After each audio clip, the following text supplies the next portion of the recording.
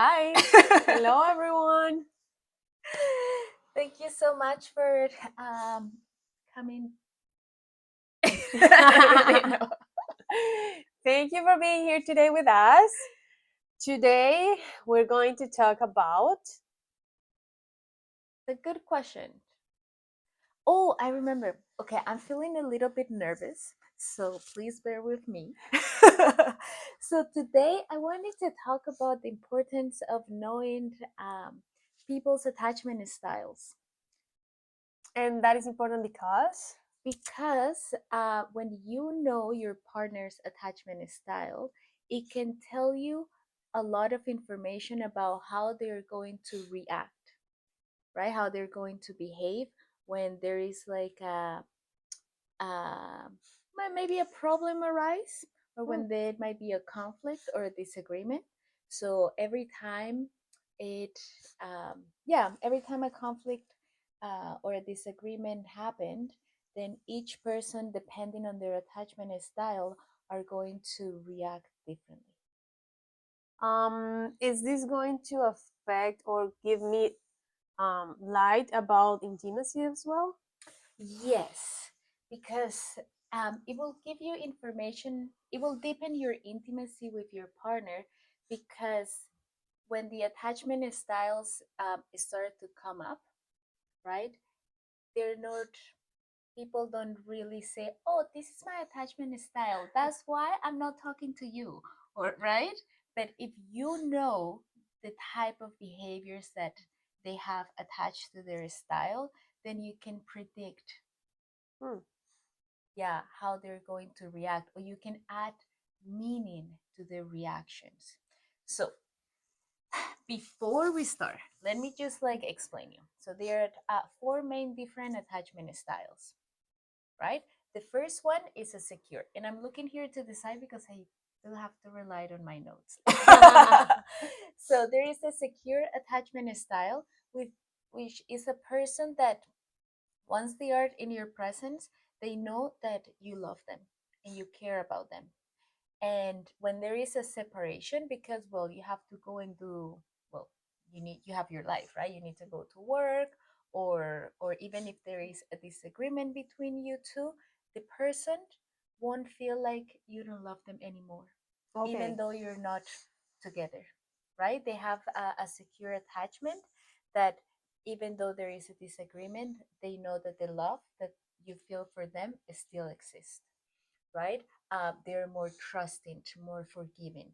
They're more willing to give you the benefit of the doubt when you say, oh, I'm sorry, I didn't pick up the phone because I was busy, right? They want to start creating stories in their head about why you did want, why you didn't text them back, or why didn't you pick up the phone, right? Okay. They're able to manage their emotions a lot better.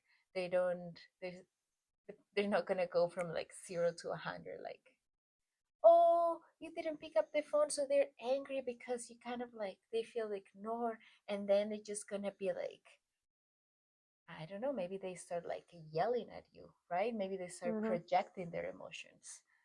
They just like, okay, I understand right now, I'm feeling like angry, so I'm just going to find a place, I'm gonna relax, because how I feel, it doesn't have to do with you, right? Because their feelings are theirs to manage. I'm just thinking, that person or that type of person you're describing right now really exists. Of course.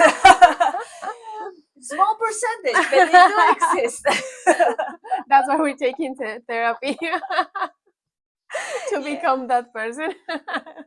Well, you need to understand that the attachment styles, they get, they develop while you grow up, right? And it depends on the sort of lifestyle that you had with, like, when you were a child, right? And the relationship that you had with your parents, and how they manage your needs, right?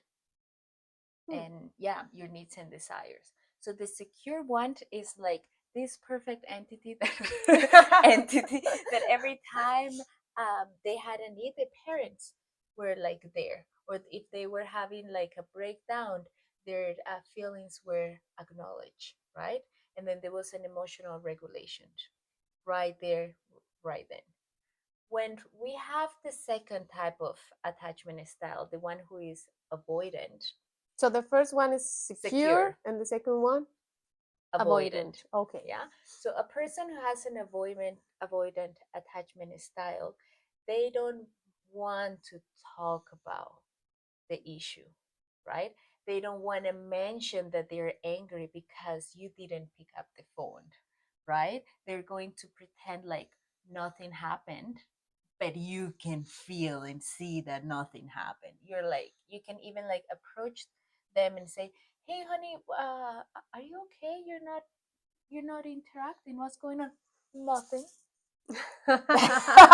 Uh-huh. I'm okay. Well, do you have a problem with me? Hmm? Hmm? Mm-hmm. Right? So they don't want to talk about their feelings. They want to be emotionally distant. They prefer that individuality, like, oh well, if you're not gonna take care of my feelings, then I'm gonna take care of my feelings, Mm-hmm. right? They want to avoid conflict, even though there is a problem that needs to be talked about. They rather not talk about it and then forget about it. But Mm. like we talk in the past, you don't just forget about it, you build resentment. Mm-hmm. Mhm. And then the third type is being anxious, right? Is someone who feels very insecure. Mm-hmm. So when the same situation, so if they call and you didn't pick up the phone, or if they text and you didn't reply, um, they will start creating stories in their head why you behave that way, right? So, oh, Isabel, Isabel didn't answer my call, so maybe she's just like cheating, right? Maybe Mm-hmm. she's like seeing another person. Maybe she's angry at me. Oh my She God, doesn't it's love me because anymore. and then they go on and on and on. Mm. Oh, it's because of me, and and they think and feel that there is something wrong with them, and that's the reason why you didn't reply the message, right? It's the type of person that lacks those personal boundaries. They want to always be in contact, always interacting. Like um stalking, like all the time, Like the like trying person, to control the other one. in a way, yes. Like the one that, hey, honey, I'm just gonna go uh, have a drink with my friends. Which friends? Where are you Where? going? What I'm time are gonna. you back? Yeah. And in the middle, not in the middle, every 5 minutes. How are you? Where are you? Or what time are you coming back? Yes. And Oh. they're just like constantly, seeking reassurance. Yeah, me neither. So they're constantly seeking reassurance. Um, and they're like always shifting moods because they want your attention. So Mm-hmm. if they're unable to get your attention by them being needy, then they're gonna create a fight out of nowhere. Oh, tell me more. Yeah, because their mood is gonna change because being needy is not satisfying that need for connection, right? So maybe if I create a bigger argument, then you might feel guilty, and then you won't go to your friends, right? Or I Mm. might make you feel, um, or I might make you feel that you're lefting me out. Oh, so you don't want to go with me? It's okay. Go with your friends. Blah blah blah blah. Because I don't matter to you, right? So it go from 0 to 100. And why they're so anxious? Because they feel insecure, right? They need that constant reassurance that you love them. And then there is the fourth one. So again, secure, Yes, avoidant, avoidant, anxious, anxious, and disorganized. disorganized. Hmm. And How? the person who is disorganized can have all of the above at the same time. So at some Oh. points they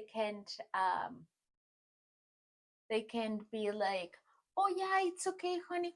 Go have fun with your friends." Or like in the message that you didn't reply, you'll be like, "It's okay, I understand." But then as soon as something else triggers them, they go back to that situation. Hmm. And then they start thinking, oh, why Isabel didn't reply? Oh, because of course she was mad at me later on that night, which means, and then they start creating a story. And then they can maybe for a while not say anything to you. They can keep it inside like the avoidant person. But when you least expect it, blah, blah, blah, because you did this and you did that. And So, disorganized one can be anxious, avoidant, disorganized, and show sometimes to be secure, but it's not secure at all. it's not secure. They're using this as a way to like manipulate, and they can tend to be very aggressive, right? They can go from like 0 to 100, even more than the anxious one, because remember the anxious one is like more insecure, like I don't know if I do this or that. The one that is disorganized is going to be aggressive, right? Because they feel that they don't have your attention, they don't have your control, they don't have control over the situation, and they're going to do everything that they can to get it. Mm-hmm. Mm-hmm. Let's see. Hey Angela, how are you? Hey Carolina, thank you so much for being here and watching this. I'm just thinking here, like, I'm not trying to see my partner through these Mm-hmm. filters, I'm trying to see myself through Mm-hmm. these filters. And so far, I don't know where to put myself yet. Yes. However, this disorganized one kind of is in my head right now. Mm-hmm. So tell us more about this. So the person who is disorganized tends to lack empathy, right? Maybe sometimes we can call them the narcissist. The one that is always thinking about themselves, right? Even though you give them the reason why you couldn't pick up the phone, why you didn't send that message, it won't ever be enough. They won't be able to understand the reasons behind. Oh, my phone um, run out of battery, so I couldn't text you, for example, right? And then it'll be like, oh yeah, so it's only when I text you that you run out of battery. And do you think that's fair? Do you really think? Yeah, okay. Too graphic. I'm sorry, but I just wanted you to have Yes. an idea. But there's also passive aggressive situations. They don't need to raise their voice, Yeah, but then the but passive aggressive will be more of the avoidant one, because oh. they don't want to talk directly about what's going on.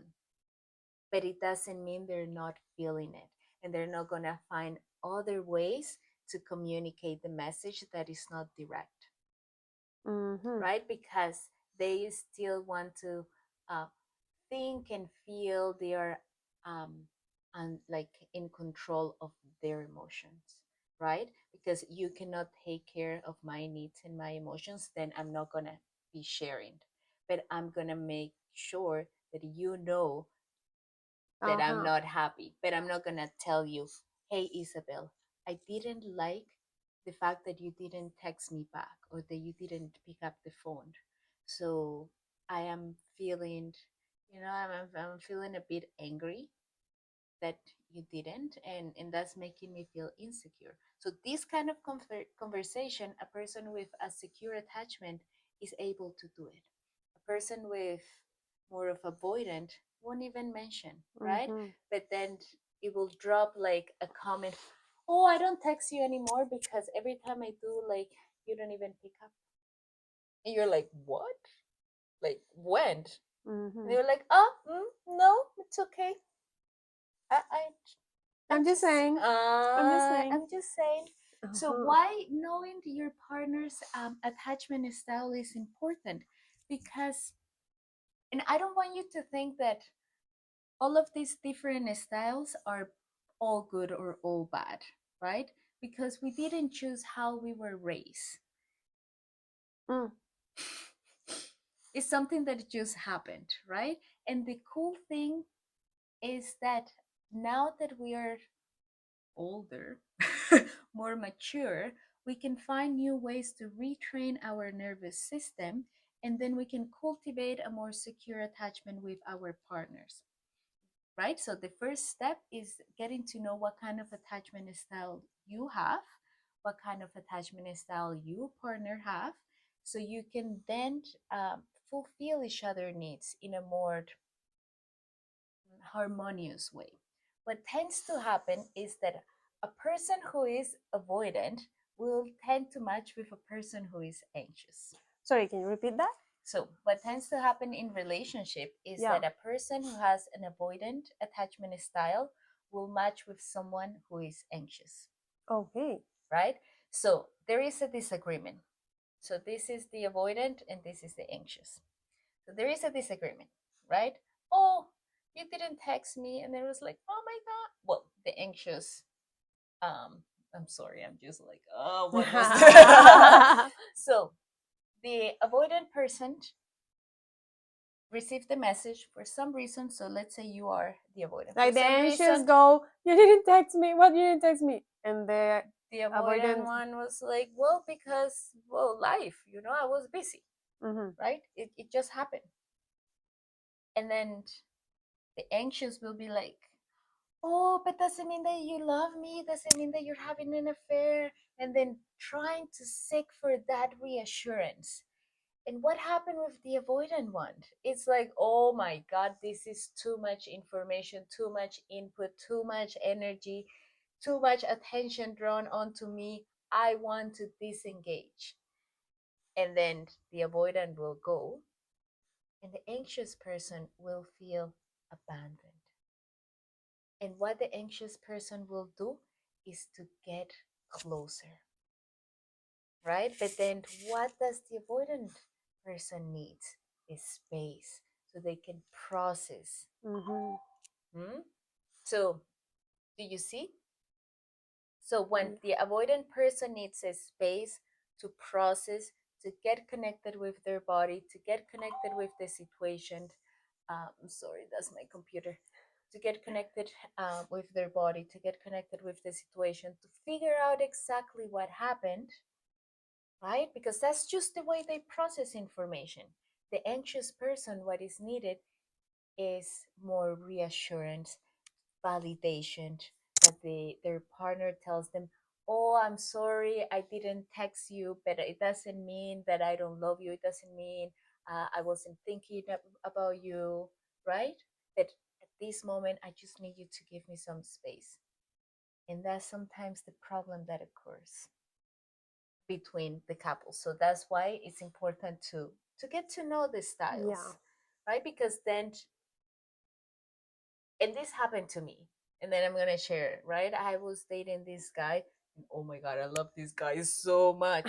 But then when he needed a space and he needed to take, to process his emotions, I felt triggered, and I was like, oh my God, he doesn't love me. He doesn't want to be with me. I just want him to take it, right? And he was like, no, I just need some space to process. So it was like he was seeking a space and I was seeking reassurance, right? And we were like, Wow. right? Repelling. Well, he was trying to push me away to process, and I was just trying to get closer. And then when I didn't get the reassurance, then I would shut down. And then I'll be like, well, then I have to protect myself because he's not going to give me what I need, right? I'm already abandoned. I cannot just like rely on him. I'm just on my own and like right? And then my level of self-esteem will go down because I didn't have the connection. But in his head, it wasn't that he stopped loving me. It wasn't that he was just processing, and the way of him to process whatever thing we had was just to create some distance. So every time we had a disagreement, then this situation would happen. And of course, I'm not with him anymore because I didn't know about this information. Oh my God. Yes, I didn't know about this. So it was hard to manage. But after I learned about it, uh, I was able to see it. I was able to see how our needs weren't met the way that we wanted. And now, and now, if you listen to this, I know. No, I'm kidding. Call me. But can you have an idea? Do you Yeah, understand so far what I'm yeah. saying? In fact, this is the first when we were talking about, okay, what are we going to talk in the next video, and we talk about these attachment styles. This, in my 43 years in this planet, this was the first time I heard about this. Mm-hmm. So now I'm trying to put a mirror and see myself with these filters to see what is my attachment style, and at the same time I'm trying to see my old partners and my current partner through these filters. And it's interesting, but at the same time it's kind of scary. What Mm, can I find? What if I don't like the attachment style that I have, and how this is affecting my relationship right now? mm-hmm. So that's well, that's why you go to coaching. Yeah. Well, first of all, if you know, if you just realize, right, you can then there are like tons of like surveys, and like you can just Google how to figure out my attachment style, and then you answer a bunch of questions, and then they can give you an idea of what your attachment style is, just to consolidate, right? uh, Maybe later you can share a link. yes, later on I will share a link where you can just like And do your own. for the people that is watching now, if you can tell us if you already knew about this or this is totally new for you, that would be Hmm. great. Yeah. It's a little bit, yeah. So I can make a search and find Yeah, thank you. You can make a search and find just an online test that you can take. The second part is, okay, now that you know the attachment style that you have, then what happened is that when you were growing up, Mhm. you have your autonomic nervous system, right? And then your autonomic nervous system is the one that um, comes into play without you noticing, right? So if there Mhm. is a situation of danger, then it will show you. Okay, they tend to say like fight, flight, freeze, Mhm. right? So the way that you're going to react to it. When is an avoidant, then you freeze, right? And all of the energy goes inward, right? Mm. So you don't do anything. You just like pretend not to move, not to exist. So the attention that was projected onto you will go somehow away, Okay, right? somewhere else. When is anxious, right? Maybe you're gonna the energy goes outward, so you can like run away, right? You can flight. When it's disorganized, because is the tendency is to become very aggressive, the energy goes out like you're going to fight. And when it's secure, it's like, well, I noticing that is danger outside, right? How am I feeling? How can I react into this situation? Your frontal lobes are not just shut down, right? You can They're still process processing. in the Oh, cool. information. So the cool thing when you get to know, when you get to start with a coach, is that you can retrain your automatic nervous system, and then figure out the moments where you have a trigger, when your partner leaves the dishes on the counter and not inside the sink, right? And then you just feel angry and you want to yell at him and you want to tell him, right? Or her. Or her, yeah, or them. Them. And you want to tell them, like, you know, that it is bothering you, but then your partner style is more of avoidant. They don't want to even get closer to the kitchen, right? So then um, with the help of a coach, then you can just explain the situation, and then we can dissect the situation, and then understand what is the narrative that is going inside in your head. then we can just talk about, okay, what happened in the past? What was the way that your family reacted to your needs and to your desires while growing up? What about the way that your parents behave around you? Because that also influences the way that your nervous system reacts, right? And then little by little, you can start figuring out new cues about, okay, what is it that, how is it that I am feeling? So I see my partner leaving the dishes on the counter and not inside the sink.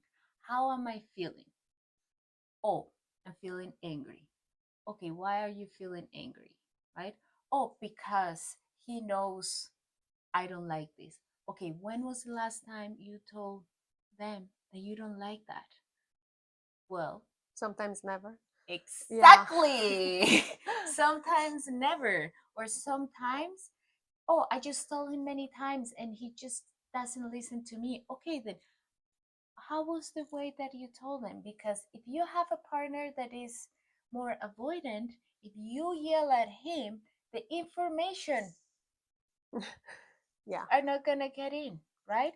Because all of their energy goes inside survival mode, right? They're not being receptive. So those are the ways that, you, with the help of a coach, you can then figure out, okay, what is the narrative that I am creating, right? Because then from like, my partner doesn't love me, my partner doesn't respect me because I've been telling him on and on and on and on that I don't want to see the dishes on the counter, I want them in the sink, or at least I want them to do it. But then, and then what they're hearing is like blah blah blah blah, right? Uh-huh. Or if the opposite, if there is like an avoidant one, it will be like, hmm, they won't say anything. They will be angry that the dishes are not in the sink. They will then maybe, every time that you approach them for love, they won't react to it, right? They will be like, oh, right? They might like keep Hmm. asking for a space, right? Not giving you the validation or the love that you want. So that's why it's interesting how knowing these styles can allow you to get to know yourself better, find new ways to retrain your nervous system into actually dissecting, why am I being angry to see the dishes there? Is it that it's triggering something in me from my childhood, right? Is it that I haven't processed my day, so I'm looking for an excuse? And it's not an excuse that you want to Hmm. create a fight, it's just that you're a human being, right? Yeah. So that's why, by knowing your partner and your own attachment style, you will understand how each one react, and then you can give to each other the space that you need or the reassurance that they need, and then maybe table the conversation for a little bit, and then their feelings and your feelings won't be hurt, and then little by little we will create new ways to communicate, the same way that a person with secure attachment style does. So then, hey honey, the other day that you left the dishes, um, I felt very angry. I couldn't tell you right away because I was just all activated, and I didn't want to say things that I was going to regret. But now that I feel more calm, I want to tell you it's bothering me. How do you feel about that? Right? And Yeah. that's how I'm training my nervous system, because now I know that it doesn't, well, the way that I'm approaching the situation doesn't mean that you don't love me, or that you're going to stop loving me, or that you're going to shun me away, or that you're going to hate me, right? Because maybe that was the way that it was done in the past. Okay, so Too much information. yeah, so again, there is four types of attachment styles. So Yes. four attachment styles: secure, avoidant, anxious, and disorganized. Mm-hmm.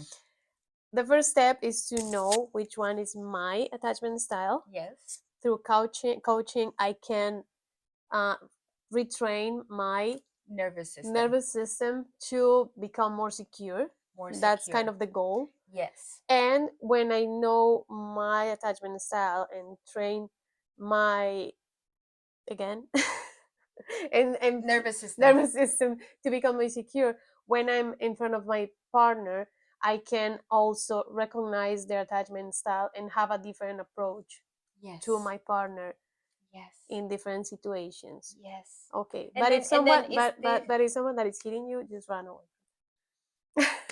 well, if you are in a relationship where Yes, someone hit you and like and physically abuse you, the first thing is to make sure you find safety, right?